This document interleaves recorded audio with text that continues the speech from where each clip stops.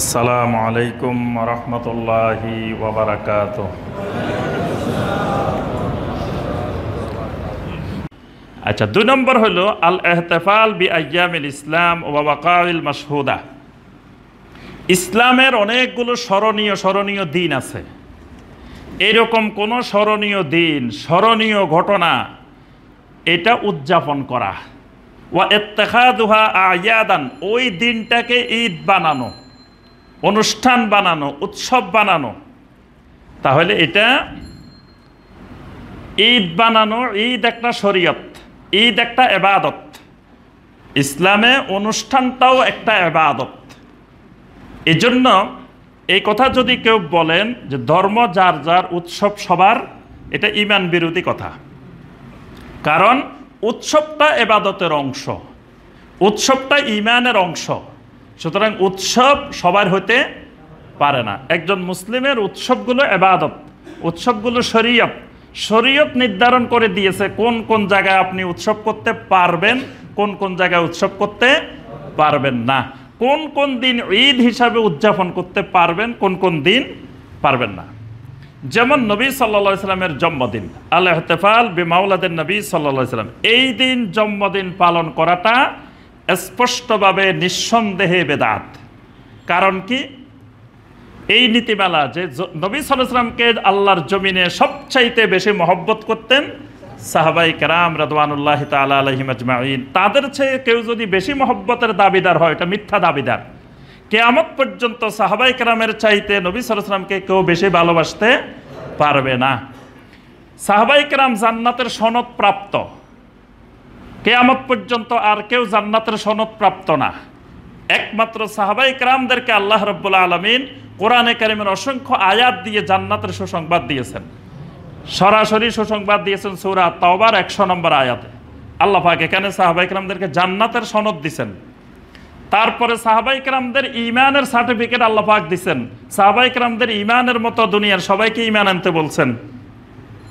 তাহলে ওই সাহাবায়ে কেরাম সবচাইতে বড় ঈমানদার, সবচাইতে বেশি মহব্বতকারী, সবচাইতে জান্নাতের সনদপ্রাপ্ত আল্লাহর ওলি, তারা নবী সাল্লাল্লাহু আলাইহি সাল্লামের জন্মদিনের কোনো উৎসব অনুষ্ঠান উদযাপন করেন নাই। তাবেঈনে কেরাম করেন নাই, তাবেঈনে কেরাম করেন নাই। এরপরে যদি কেউ এটা উদযাপন করে, এটা নিঃসন্দেহে বেদাত। আচ্ছা, এরপরে বদরের দিন, বদরের বিজয়, এটা ইসলামের ইতিহাসে খুবই গুরুত্বপূর্ণ একটা দিন। 17ই রমাদান বদরের বিজয়ের দিন, 20শে রমাদান মক্কা বিজয়ের দিন। এরকম ইসলামের ইতিহাসে অনেক গুরুত্বপূর্ণ ঐতিহাসিক স্মরণীয় দিবস আছে। এই দিবসগুলো যদি কেউ উদযাপন করে, বা পহেলা মুহররম নববর্ষের দিন উদযাপন করে, আজকে নতুন বছর না, কি অবস্থা বাংলাদেশে কালকে রাত্রে, কি অশ্লীলতা, কি বেহায়াপনা, কি গান বাজনা। কালকে আমরা মাহফিল থেকে রাত্রে আসতেছিলাম, রাস্তায় রাস্তায় দেখলাম যে মানে কেউ আর ঘুমায় নাই রাত্রে, এবং বিভিন্ন জায়গায় গান বাজনা, নাচানাচি, অশ্লীলতা, ছেলে মেয়ে কি হারে চলতেছে, নাউজুবিল্লাহ। আল্লাহ পাক আল্লাহর গজব থেকে আমাদেরকে হেফাজত করুন। তো এই যে যদি, এটা তো ইংরেজি, যদি মুহররম মাস, আরবি সাল, হিজরি সাল, এটাকে কেন্দ্র করেও যদি কেউ নতুন বছর উদযাপন করে, পালন করে, এটাও বেদাত। বদর দিবস পালন করে, এটাও বেদাত।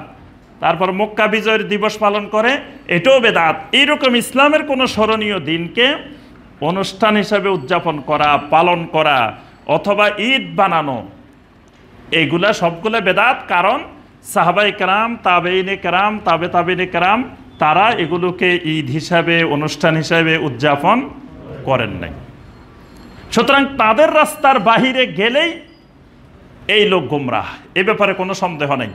আল্লাহ পাক কোরআনে কারিমে অসংখ্য জায়গায় বলছেন। সূরা তাওবার 100 নম্বর আয়াতে বলছেন, ওয়াস-সাবিকুনাল আউওয়ালুনা মিনাল মুহাজিরিনা ওয়াল আনসার ওয়াল্লাযীনা তাবাউহুম বিইহসান রাদিয়াল্লাহু আনহুম ওয়া রাদু আন ওয়া আ'আদ্দা লাহুম জান্নাত। সুবহানাল্লাহ। জান্নাত পাওয়ার শর্ত হলো মুহাজির, আনসার, সাহাবায়ে কেরাম, যাদেরকে আল্লাহ বলতেছেন সাবিকুনাল আউওয়ালুন, এদেরকে ওয়াল্লাযীনা তাবাউহুম বিইহসান, এদেরকে ইহসানের সাথে ইত্তেবা করা লাগবে।